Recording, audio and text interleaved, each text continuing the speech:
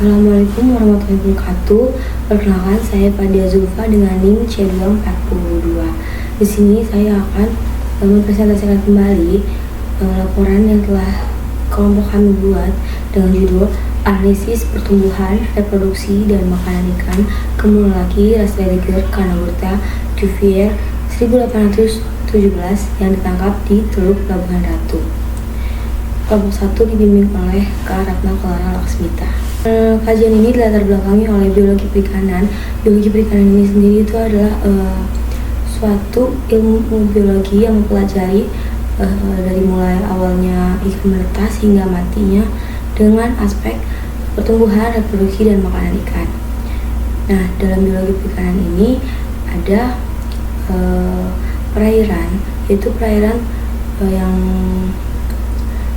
kami kaji itu perairan yang di Teluk Pelabuhan Ratu. Nah, Pelabuhan Ratu sendiri ini adalah suatu perairan yang berisi biota untuk dimanfaatkan, yaitu seperti ikan ras leger kanagurta ini atau ikan kembung lelaki. Ikan kembung lelaki ini itu adalah sebuah ikan pelagis kecil yang hidup di perairan Teluk Pelabuhan Ratu dan bisa dimanfaatkan oleh nelayan-nelayan atau masyarakat sekitar untuk dikonsumsi dan dijual. Waktunya itu pada tanggal 31 Agustus 2025 hingga 15 November 2025, dan tempatnya itu di Laboratorium Biologi Perikanan Departemen Manajemen Sumber Daya Perairan Fakultas Perikanan dan Ilmu Kelautan IPB University. Untuk bahan-bahannya sendiri itu bisa terlihat di slide PPT yang sudah saya cantumkan.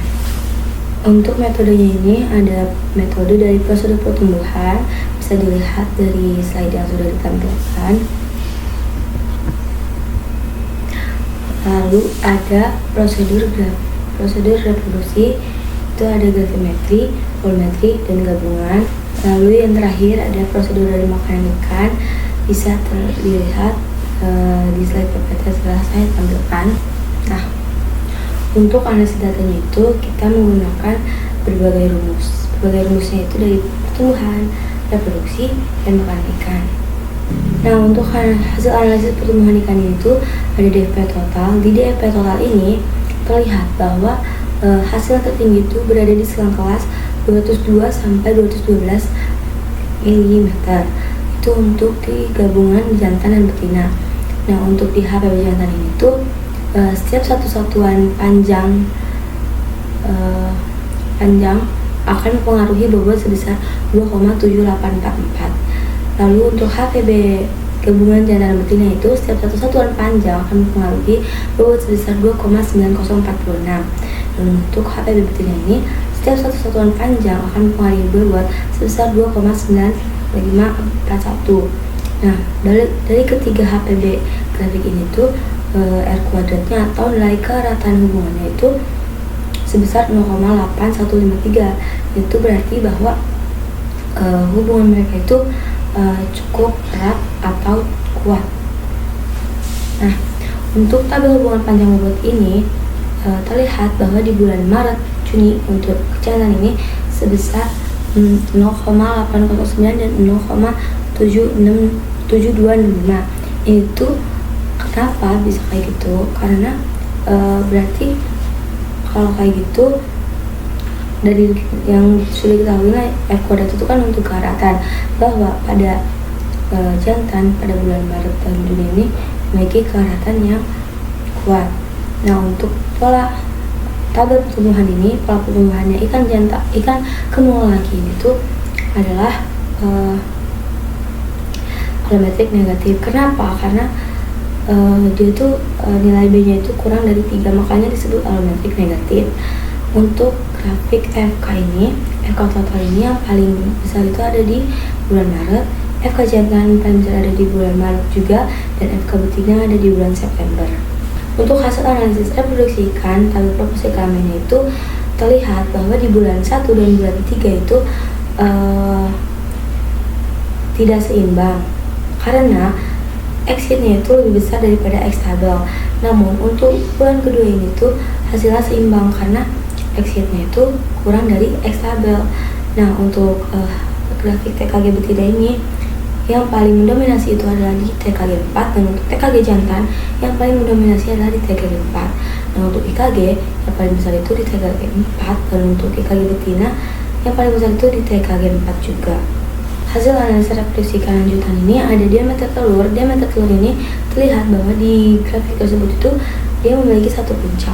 Kenapa satu puncak? Berarti artinya itu dia adalah total spawner. Apa sih artinya total spawner? Total spawner itu tuh adalah pola pemijahan ikan ya yang berlangsung hanya satu kali dalam satu periode, makanya disebut total spawner. Nah untuk grafik fekunitas panjang total ini berarti satu satuan panjang total mempengaruhi fekunitas sebesar 0,0019, dan untuk fekunitas bobot total setiap satu satuan panjang fekunitas bobot total akan mempengaruhi setiap satu satuan panjang fekunitas bobot total akan bertambah sebesar untuk fekunitas panjang total yaitu satu satuan panjang total akan mempengaruhi fekunitas sebesar 0,9688, dan untuk fekunitas bobot total setiap satu satuan panjang fekunitas bobot total akan mempengaruhi sebesar 0,3365. Hasil analisis makanan ikan sendiri itu ada 3 grafik, yaitu IP total betina, dan IP jantan total. Nah untuk IP total sendiri itu makanan utama ikan umum itu adalah nukleus sebesar 75%, dan untuk IP jantan total itu makanan utamanya itu adalah nukleus juga sebesar 72%, dan untuk IP betina total itu makanan utamanya itu adalah nukleus sebesar 64%. Nah di seluruh ini terlihat bahwa BA-nya sendiri itu jantan dan betina itu sebesar 0,0586 dan 0,0517. Kenapa? Kan kita udah tahu ya kalau misalkan BA-nya mendekati 0 itu bahwa dia tuh selektif dalam memilih makanan. Terlihat dalam grafik yang sudah pie chart yang sudah ditampilkan di PPT ini tuh ikan gumul lagi ini tuh memiliki makanan utama yang sama, yaitu nukleus. Jadi BA dan IP total ini tuh berhubungan karena kan ikan gumul laki memiliki makanan yang sama, jadi mereka tuh mempunyai selektif memilih makanan dalam tingkatan yang tinggi gitu. Lalu untuk tempat tingginya sendiri itu terlihat bahwa jantan itu adalah 1, dan untuk betina itu adalah 0,8772. Itu terlihat bahwa juga mereka memiliki selektif memilih makanan yang tinggi. Untuk panjang usus relatif ini tuh terlihat bahwa hasilnya kan ikan gumul laki itu memiliki hasil sebesar 0,5239. Itu artinya dia tuh kurang dari 1. Berarti ikan gumul laki ini tuh adalah ikan karnivora.